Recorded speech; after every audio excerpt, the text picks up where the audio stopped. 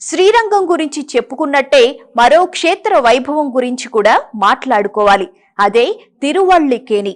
సాక్షాత్తు తిరుమల శ్రీనివాసుడే శ్రీకృష్ణ పరమాత్ముడిగా ఈ దివ్య క్షేత్రంలో వెలిశాడు. పాంచజన్యధారిగా దేవదేవుడు దర్శనమిచ్చే ఈ క్షేత్రం యుగ యుగాల నాటిది. 108 దివ్య దేశాల్లో ఒకటి.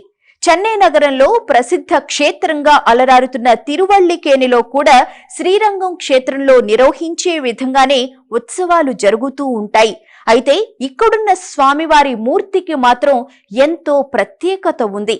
మరి ఆ విశేషాలేంటో ఇప్పుడు చూద్దాం. ఆలయాలకు ఆలవాలమైన తమిళనాడులో జగద్విఖ్యాతిగాంచిన ఆలయాలు అనేకం ఉన్నాయి. తమిళ రాజధాని చెన్నైలో శ్రీ మహావిష్ణువు పార్థసారథి రూపంలో ట్రిప్లికేన్ ప్రాంతంలో దర్శనమిస్తున్నాడు.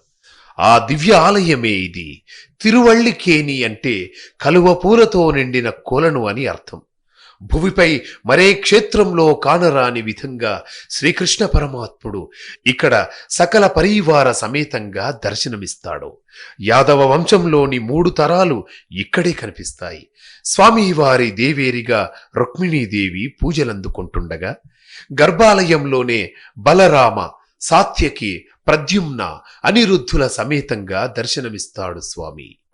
తిరువళ్ళికేణిలోని మూల విరాట్టే ప్రత్యేకమైందనుకుంటే స్వామివారి ఉత్సవమూర్తి అంతకంటే ప్రత్యేకమైంది. అందుకు కారణం స్వామివారి ముఖం పూర్తిగా గాయాలతో కనిపించడం.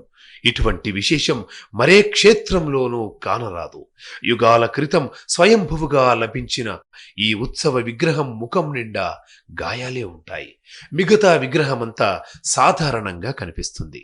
మహాభారత యుద్ధంలో భీష్మాచార్యుడు సంధించిన అస్త్రాల కారణంగా ఈ గాయాలేర్పడ్డాయని పురాణ కథనం.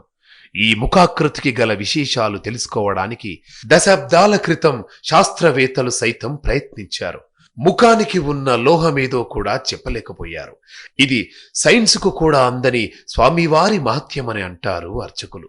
తిరువళ్ళికేణిలోని జరిగే అన్ని ఉత్సవాల్లోకెల్లా వైకుంఠ ఏకాదశి వేడుకలు అత్యంత వైభవంగా స్వామివారి ఉత్తర ద్వార దర్శనాన్ని వీక్షించేందుకు భక్తులు వేలాదిగా తరలివస్తారు. ఈ సమయంలో పార్థసారథి వైభవాన్ని మాటల్లో వర్ణించడం అసాధ్యం. బ్రహ్మ ముహూర్తంలో ఉత్తర ద్వారం గుండా స్వామివారు వేంచేస్తున్నప్పుడు జయ జయ పార్థసారథి అంటూ భక్తులు జేజేలు పలుకుతారు.